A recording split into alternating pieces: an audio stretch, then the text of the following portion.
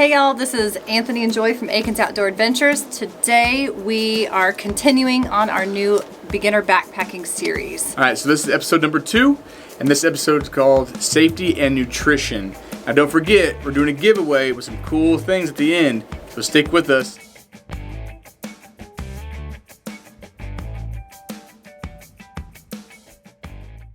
So the first thing that we want to talk about is your food. What are you going to eat when you're on the trail? If it's a day hike or a long distance hike, depends on what you bring. Shorter hikes, you might be able to bring some more fresh items. If not, in the past we have tried Mountain House meals.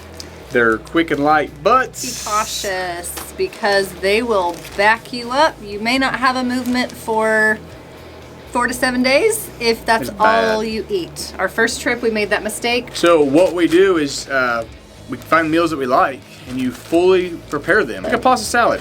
So you completely cook the noodles, then you dehydrate them. We have our oil and our seasoning packet that goes in the bag with it. Now when you get to camp, you put these in some boiling hot water. They will rehydrate, and once they're rehydrated, you can add in your oils and your seasoning and stuff like that. So much better. We also did tacos. Or burritos and brought Taco Bell sauce packets. One of our favorites actually was my homemade chili. There's these mats you can buy that go inside your dehydrator, and you can take all the way from fruit smears to chili. Oh, we pureed strawberries and made like a fruit leather. That was incredible. This is a way better option.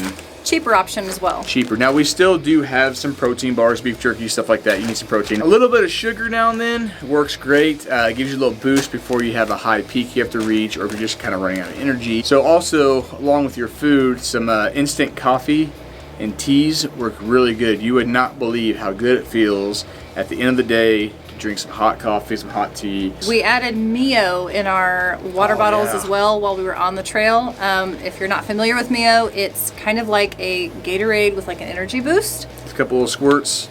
It works great. You get tired of drinking water all day. Sawyer Squeeze. It's the full-size Sawyer Squeeze. It has done wonders for us. We pair it with usually the full liter Smart Water bottles, and the caps are interchangeable. We have a previous video that I'll link up here that you can check that out if you're curious about how this works, as well as the platypus straw that we pair with it to drink on trail. And when it comes to cooking our meals, so far our favorite setup has been the MSR Pocket Rocket with the Toaks titanium pot. But we have recently found something that we're really excited about. Sea to Summit X Pot. This thing is pretty fantastic. So one, it's got a lid. It's collapsible. You have handles and heat resistant bottom. So cook stoves are perfectly fine. Something like an alcohol stove or one of these where you can put wood inside of to make a small fire if it's appropriate for the location you're in. Now one thing about this new pot is, but you have to be careful about the flame. It does have some materials that are not flame resistant. The last item on this for the safety and nutrition is a pretty big one, but it's safety. We have our own first aid kit that we have kind of come up with together.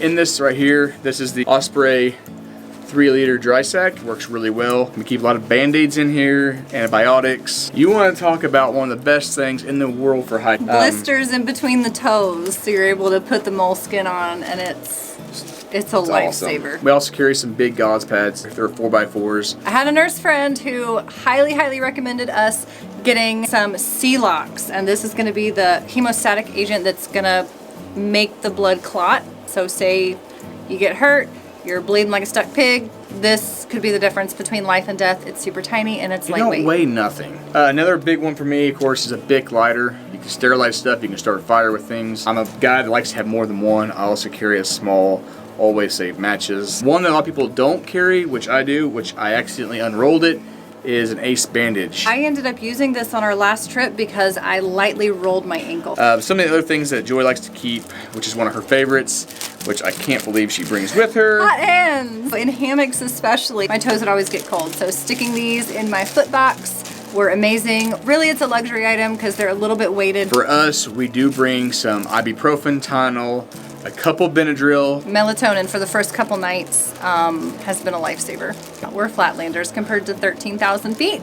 So every year before a big trip, you can go to your doctor. They can prescribe both medications. One is for helping you to acclimate. You start taking it on your way there. And then the other one is if you actually get altitude sickness, And if you have to which take- can be severe. And if you have to take that one, they suggest going down to 8,000 feet as fast as possible, drinking lots of fluids, and contacting your doctor as soon as possible. A lot of the side effects for altitude sickness can be upset stomach, headache, ringing of the ears. You're going to feel dehydrated. So I have one more thing for safety. This one's a really big one for me, and a lot of people are going to disagree, but that's carrying a knife. Joy has her own knife that she carries just on the trail. I like the tiny, lightweight. For me personally, because if stuff goes down, I know that I'm running. I'm not using this to protect myself, but if She's we're running. She did it. There was a bear. She ran. Guess who got left behind? But for him, it's more of a survival thing. Yes. Now there's two different type of knives that I like to carry. One is a Benchmade bug out. It's super lightweight, super small. They're awesome. They have a lifetime warranty. Great knife if you're looking for lightweight but durability.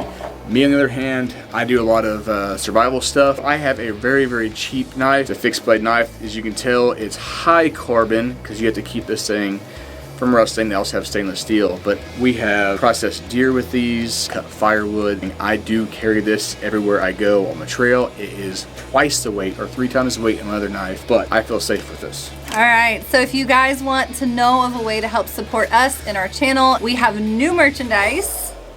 T-shirts, hats, we have kids clothing, everything you can imagine, and we'll put the link down in the description. We're so excited about this series that we want to give 2 pieces of merchandise from our store. Like on every video and comment.